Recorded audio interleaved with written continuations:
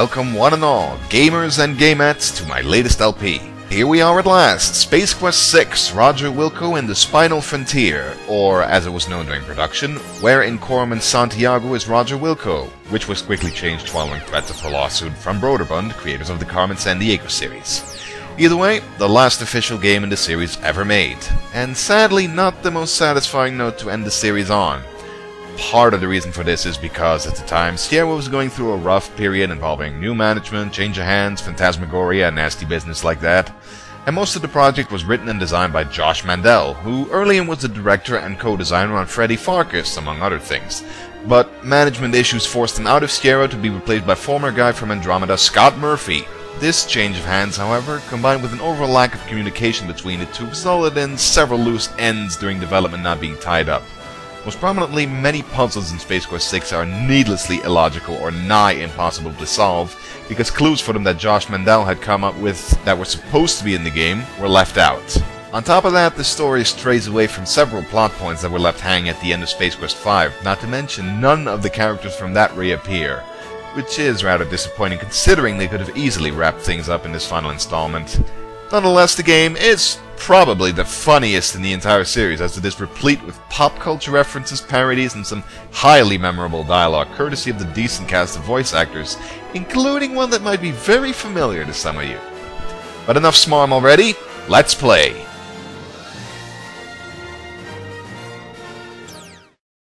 Loading.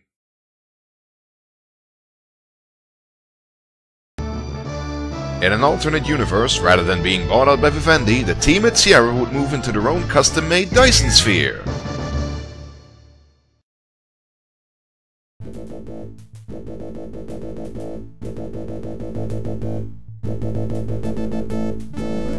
Roger Wilco is here, Roger Wilco in the Spinal Frontier. Yes, Roger Wilco is here, Roger Wilco in the Spinal Frontier. The Starcon Federation has reached its decision. Roger Wilco, please step forward. Oh god, who put the subetheric resonator here? Excuse me, coming through. Ah, bad kitty! Who would have thought there was a hubcap storeroom that way?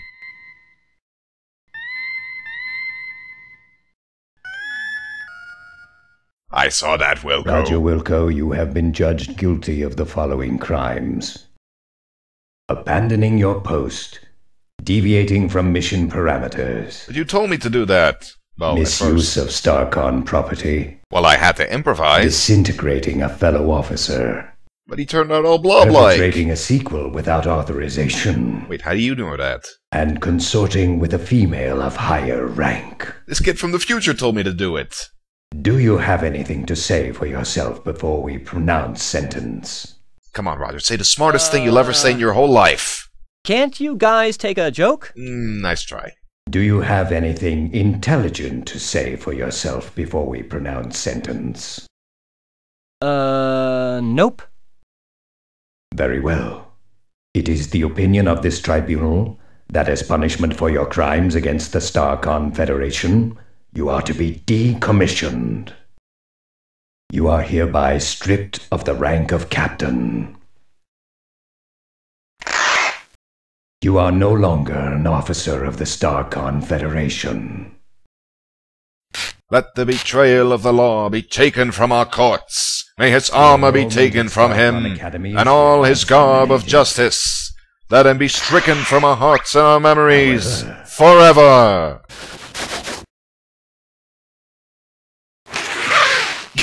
What the fuck? Due to your successful return of the SCS Eureka, your rescue of the Goliath's crew... actually, I brought back the Goliath and its crew and blew up the Eureka, remember? Yeah, good job, writers. We are returning you to your former post with Starcon Fleet. Oh, Jesus Christ, what is he doing? He is seriously abusing his authority here. Second class on board.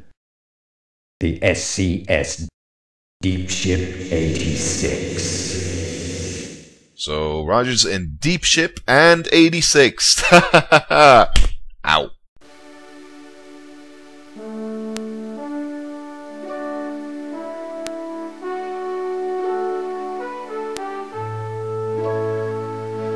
"2001, A Jockstrap Odyssey."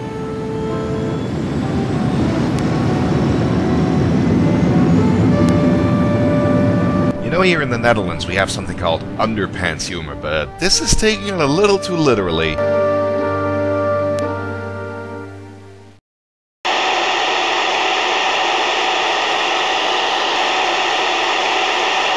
Attention all hands.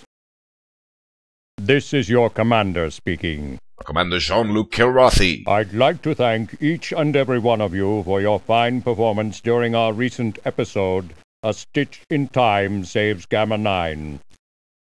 So, thank you, thank you, thank you.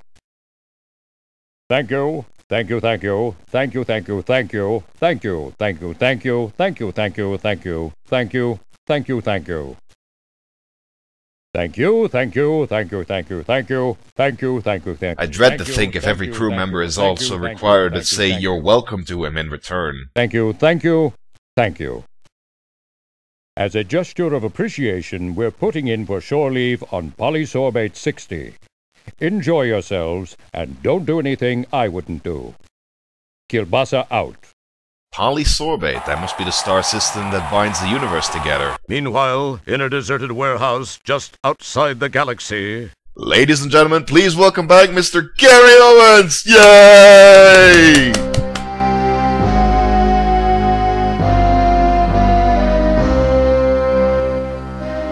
I don't care how you do it, gentlemen, so long as his body is intact. Do you understand? Today's guest villain will be played by Queen Villainess of Daventry. Good. Now, I believe you'll find him here, on Polysorbate 60, on shore leave. Oh man, there must be hundreds of crew members on shore leave on Polysorbate 60 right now, 2 of which we know of and 1 of which being the main character. Who could it possibly be? The suspense is killing me!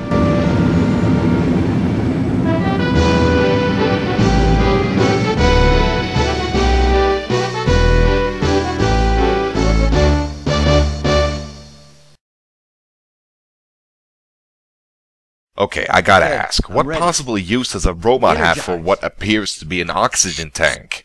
I mean, is he made of, like, anti-metal? Does he have to apply a fresh coating of rust to prevent himself from falling apart? Doesn't seem to be doing a very good job, judging from how his innards are hanging out like that. Well, he's gone from being in deep ship to being waist deep in the pavement. Interesting turn of events. As we join our hero, Roger Wilco, he has just been transported to the surface of Polysorbate 60 to enjoy a little shore leave. Apparently, there was a minor glitch in the process. That's putting it mildly. Well, at least you got here with all your important parts. Your hands, your mouth, and your stomach. What about my reproductive organs, my small intestine, my ass? That's not important. Jeez, this is snug. Real snug. You know, it actually makes me feel kind of good. I remember when I used to wear my mom's... well, never mind. No time for nostalgia. I've got a serious extraction problem to work out first. Yeah. Bit too much information there, Raj. Well, I guess we'd better find some way to get ourselves the hell out of this unfortunate position.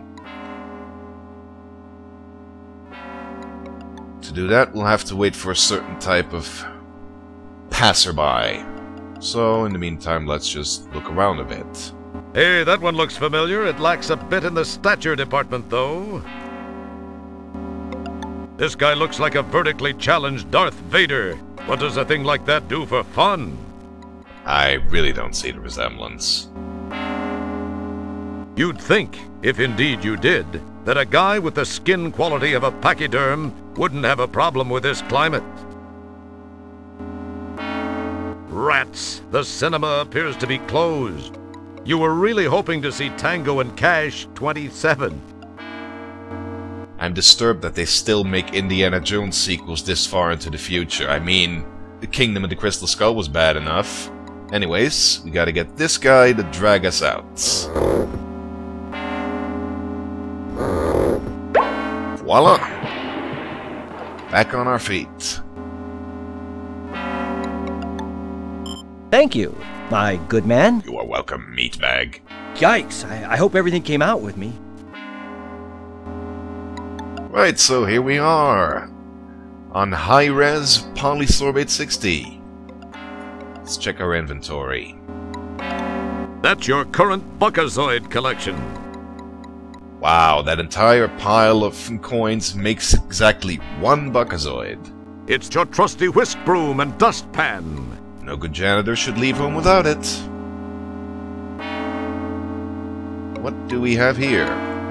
That's an interesting piece of hardware. Your normally dim power of recollection actually recalls having seen a picture of one of these in the ship library. Get this, it's called a bike. People used to actually get on these and use their own muscles to achieve locomotion. What losers. Oh, screw you, Gary. I'll achieve locomotion any damn way I see fit. ID card hanging on the frame. That, however, might be handy to take along. Upon grabbing the ID card, you notice the picture on it is of a rather homely-looking alien type. Guess everyone can't be as fortunate as you. Yes. It's the alien ID you snagged from that rusty bike. That's a fairly hideous picture of the former owner. It makes the average Department of Motor Vehicles photographer look like Ansel Adams. That reference sadly is lost on me. But then that happens a lot to me. Yes, you actually left a cool-looking mold of your lower torso. Well, actually, it's not that impressive. Plus, I'm pretty sure that somehow violates the law of conservation of energy. But then I'm no physicist. Well, let's do a little exploring as soon as this rust bucket gets out of my way.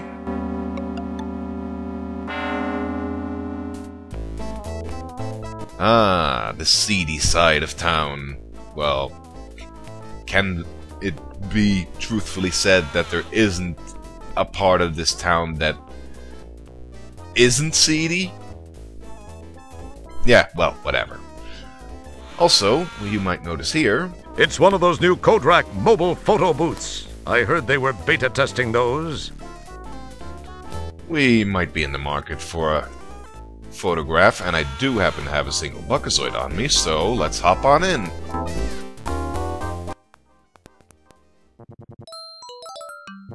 You pop a coin in the slot and climb on in. All right, I'm looking pretty good. Fire away. Be careful, he might take it literally.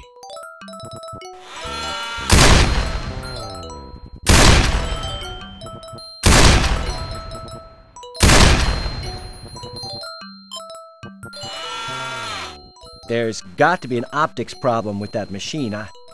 I look partially digested.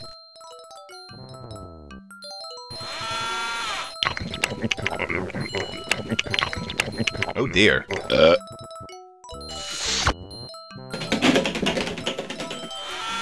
Good thing you didn't opt for that second set of prints after all. Guess that guy won't be filing any complaints with the Portable Business Association. And that answers one of the big mysteries of movie history. The Thing did survive the end of the movie. Hehe. Ooh, hey, passing spaceship.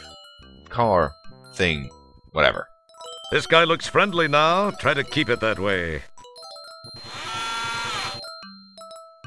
Have you already forgotten the warning from the Eyes message? Pay attention. Aw, but I want to see Roger get comically disemboweled.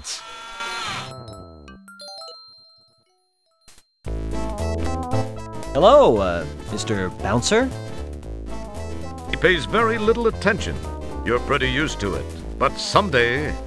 Yeah, someday Roger's just gonna snap and go on a killing spree and take out everyone who dares to ignore him. Or not. Well, let's check out the inside of the bar, shall we? It would appear that once again, Vice is a bit more profitable than most business ventures. This place is almost too hip for the planet. But then, that's no mean feat, given what a total heap this place appears to be. Yeah, interesting variety of alien creatures around here. So this is where Sinead O'Connor's been hanging out. That's really not all that funny. I do know who Sinead O'Connor is, but yeah. A quick look indicates that the bartender is physically well-balanced and adroit. A good combination for this profession. The shirt would further indicate that he has the mentality for it. It would seem so. And those forearms must come in handy when he's mixing drinks. I wonder if he makes a pan-galactic gargle blaster. This is the main floor of the Swank Lounge, Orion's Belt. This seems to be where things are happening for the slightly seedier beings of the city. As you can see, there's a pretty good cross-section of the regional population represented here. Yes, very interesting, but I was trying to check out those posters in the background.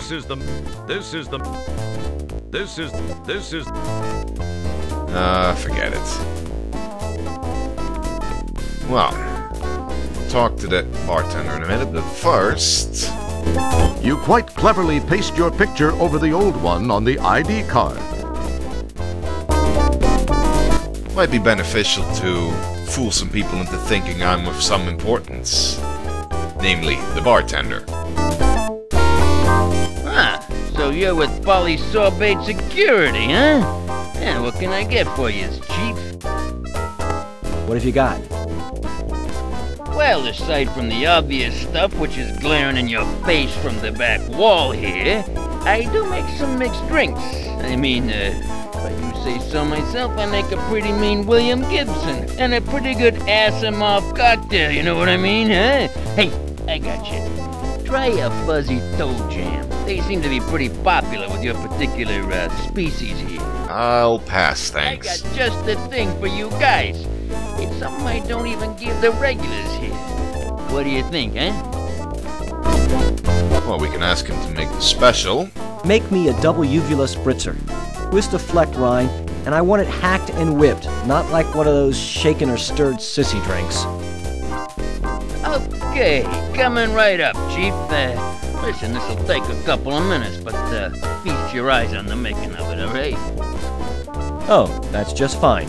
Take your time, my good man. That'll keep him occupied for a little bit, which will come in handy pretty soon.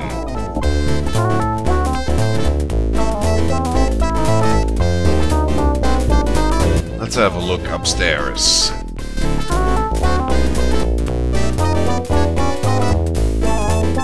These guys are a nicely matched set. They seem to be amusing each other to a very high degree. Well, that's what friends are for. Wow, this sucker makes even you look like GQ material. Thanks? These nitro suckers come in all types. They're all drawing on the hoses. Amazingly, they don't freeze. They just glaze over for a few moments while the others laugh. This one has a tattoo which says, "I love Lula." As with some other tables, a large tank marked liquid nitrogen sits beneath the center. It feeds the hookah manifold above. A set of hoses are within reach for each being which might be perched there. Wow, people in the future get their kicks in some very strange ways.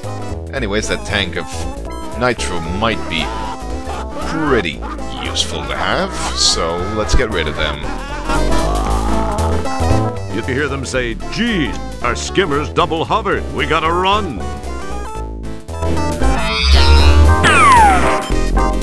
Well, they sure left in a hurry. You snag the 4 hoses. Never know when you're going to meet that special lady. And what does Roger plan on doing with those hoses when he does encounter that special lady? Do I even want to know? Never mind. carefully untangle the twisted mass of hookah hoses and then rehook the hoses to create one long hose. It reminds you of Christmas time back home when you enjoyed untangling the Christmas lights and saying to yourself, I get so much satisfaction from cleaning and straightening. One day, I'll be the best janitor ever. Well, at least one part of that dream came true. You are a janitor. You rehook the hoses to create one long one. Wow, that was awfully random. Well, now we can pick up this tank of nitro, but it's a little too heavy to carry around. But we don't need to take it with us anywhere, we just have to hook it up to this little conduit back here. The canister snaps neatly into the conduit opening, Which is sure to come in handy in the future. Trust me.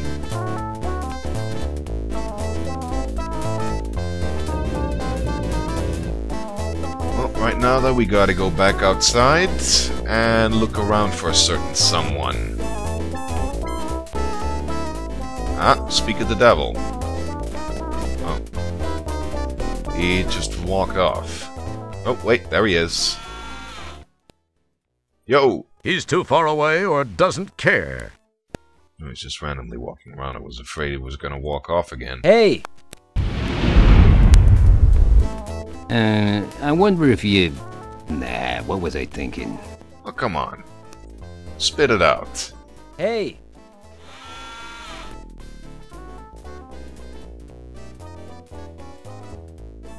What the... Come on, talk to me! Hey! Buddy, maybe you can help me out. I'm trying to track down this ender droid. I'm an ender droid runner. I know it don't look so hot, but I'm in disguise, you know? In disguise? Yeah, you do look disguised. I just don't know what like. Hey, here's a tip. Think seriously about a flea dip. I could really use your help getting this one. I've had a hell of a time tracking him down. You've gotta help me. Tell you what, if you can find and immobilize this bionic beer opener, it's worth 50 buckazoids to you. What do you say to that? I've scoured this dung heap and haven't seen synthetic hide nor hair of him. All that's left to check is that bar. I'd go in there myself, you see, but I've had a little misunderstanding with the management. No biggie. I'm sure it'll blow over soon. Anyway, can you help me out? What do you say? 50 buckazoids. And if you don't mind me saying it, you look like you could use it. So how about it? Well, I don't know. What's this Endodroid thing look like? And why do you want it? Well, he's about your height, only maybe a few inches higher. And I'd say about your weight, give or take 60 pounds or so. But then that's just probably because of that stuff he's made of. Kind of a liquid metal thing, but that's not important. Oh, that's not important. I think he was wearing a long, dark coat. Has a strange accent. This is starting to sound familiar. But why do you want him? Oh, he made some people mad. How? Oh, I guess he sort of jumped out of his program and kind of killed and/or mangled a score or so of co-workers and, more importantly, management personnel. Big no-no.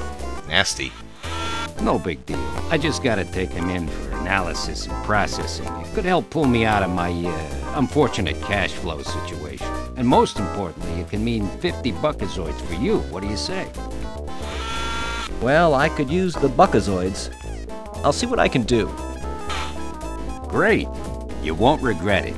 You're gonna need this data corder. It's been modified to only be sensitive to certain unique components like droidium, something only an ender droid would be composed of. This'll help you root him out. Good luck. Let me know when you've got him. Thanks. I gotta go check in with the home office. I'll check back out here a little later to see how you're coming along. Oh boy. Toys. This is the data corder you got from that Endodroid hunter dude. Let's check it out.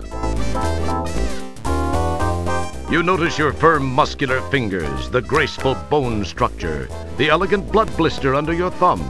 These are a man's hands. That's right, I am a man!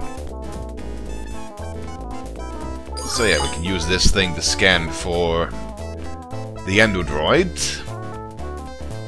But right now it's not detecting anything. This is the data quarter's proximity display. If one light is on, the selected chemical compound shown on the LCD screen is present, but at an extremely low trace level. If 2 lights are on, the compound is within 100 meters. If all 3 lights are on and flashing, the compound is within 10 meters. If no lights are on, either the data quarter is not turned on, or there is no detectable trace of the compound. Yeah, we're definitely out of range then. Don't open the data quarter when it's switched on. Doing so could damage some of the delicate internal components, such as your central nervous system.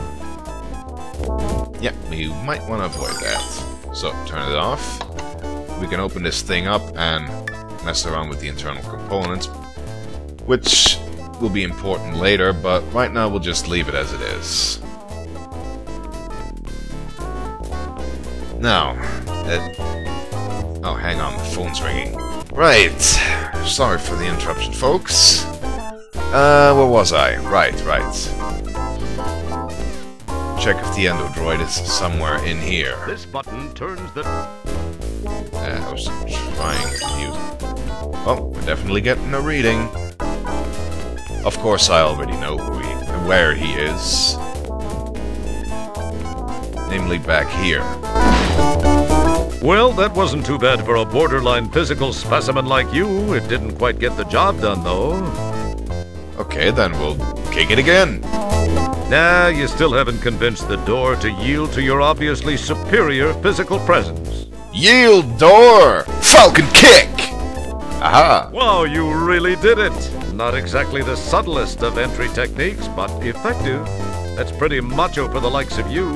Who would have guessed you'd have the makings of a Starsky or a Hutch, or a Tango or a Cash? Alright, let's go meet this sucker.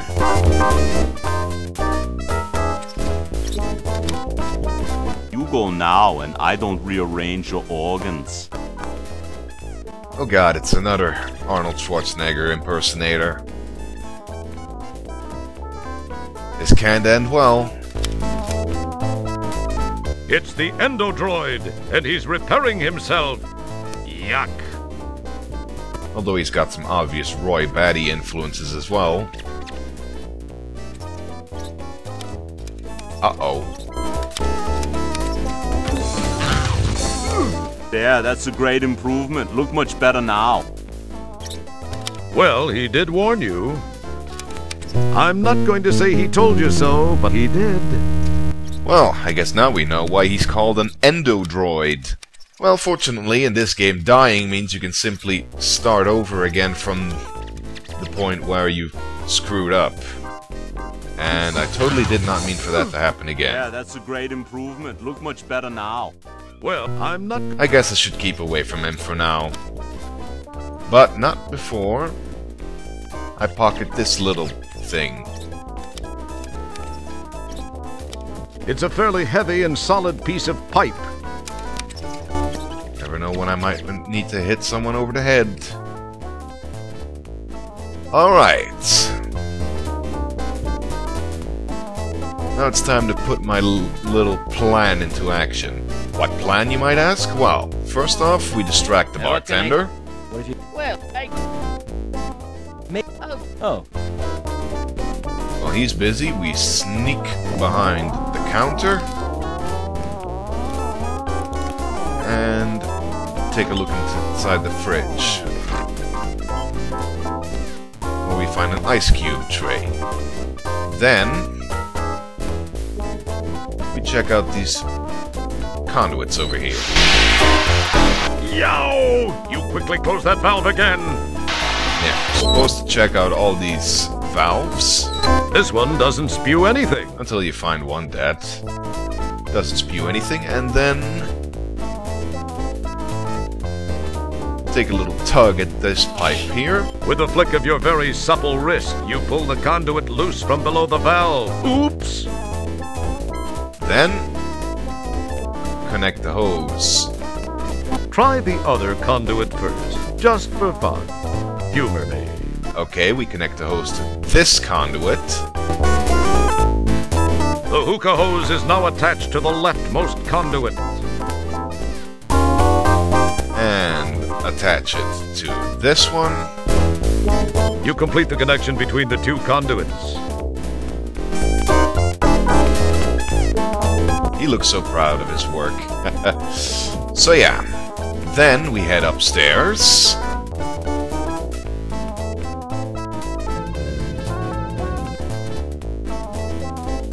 And we switch on the nitro canister.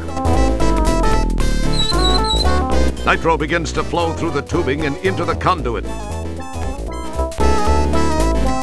Then we go back down.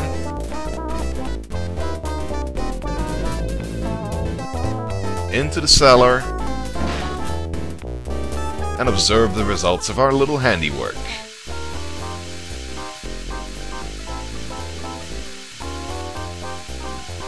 I was frozen today. Frosta la Kista, baby. Wow, with cool dry wit like that, he could be an action hero. This dude's in a deep freeze. But now, what are you going to do with him? Well, let's carry him outside, shall we? Oops. Oh, not real smart. This may just be your most humiliating moment ever, although it's hard to tell. There have been so many. Not to mention his last moment. Don't you just hate it when that happens?